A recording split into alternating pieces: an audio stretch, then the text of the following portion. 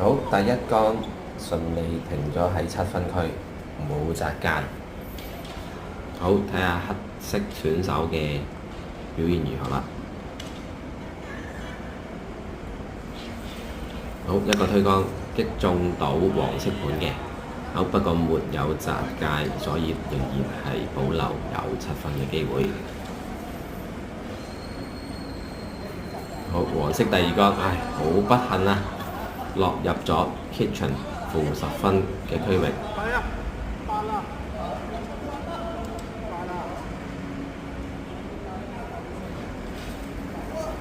黑色隊成功落入8分區，一個 corner 嘅位置。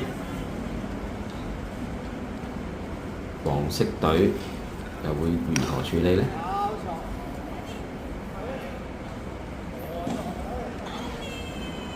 好，先救咗自己，不過好可惜，救完人自己亦都係停咗喺負10分。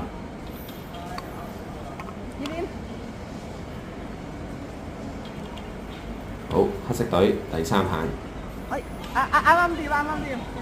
一個係擲界嘅，不過都好彩冇落入 kitchen。會唔會黃色撞佢入 kitchen 呢？就冇咁嘅事，諗住攞10分，結果就